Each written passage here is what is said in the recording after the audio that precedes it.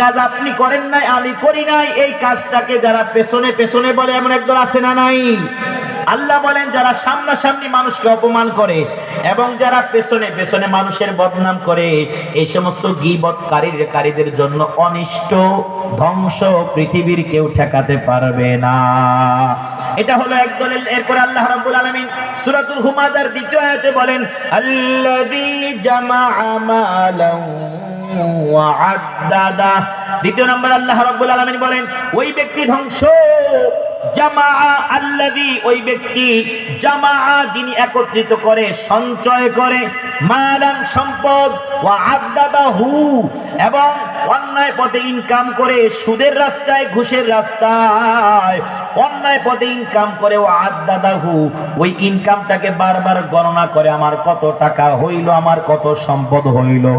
একটু মিলায় দেখেন তো বাংলার জমিনে এমন অন্যায় ভাবে ইনকাম কইরা সুদের রাস্তায় ঘুষের রাস্তায় রাস্তার টেন্ডারের টাকা খায়া গরিবের গমের টাকা চাউলের টাকা মাইরা লক্ষ লক্ষ কোটি কোটি টাকার মালিক হইছে এমন আছে না নাই? আছে না নাই?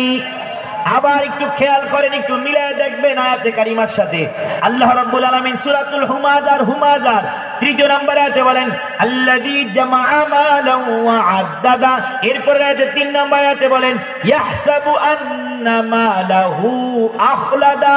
আল্লাহ বলেন ইয়াহসাবু, তারা ধারণা করে, কল্পনা করে, প্ল্যান প্রোগ্রাম করে, আন্না যে মালাহু তার সম্পদ, মালাহু আখলাদাহু তার সম্পদ তাকে চিরস্থায়ী চিরঞ্জীব করে রাখবে, তার সম্পদের কারণে তাকে কেউ ক্ষতি করতে পারবে না। এই আয়াতটা একটু মিলায় দেখেন তো, আপনাদের বাংলাদেশে, আমার বাংলাদেশে কিছু টাকাওয়ালা পয়সাওয়ালা আছে, তারা ভেবেছিল তাদের ক্ষমতা চিরস্থায়ী, কেউ শেষ করতে পারবে না। ঠিক কিনা বলেন না? আওয়াজ দিয়ে বলেন ঠিক কিনা? টাকা হয়ে গেলে চিন্তা করে আমার টাকার কারণে এলাকার মধ্যে আমি সম্মান কিনে ফেলবো, আমি মেম্বার হয়ে যাব, আমি চেয়ারম্যান হয়ে যাব, আমি এমপি মন্ত্রী হয়ে যাব, আমি সারা দুনিয়ার মধ্যে ঘুরে বেড়াবো।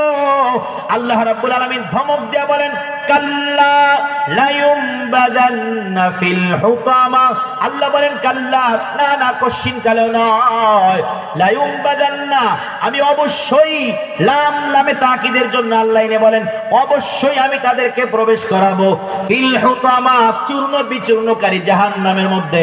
এ আল্লাহর বান্দারা এভাবে বলতে গেলে শেষ হয়ে যাবে। আপনারা খেয়াল করে শুনুন, প্রথম আয়াতের কারিমার মধ্যে আল্লাহ তাআলা কি বলেছেন?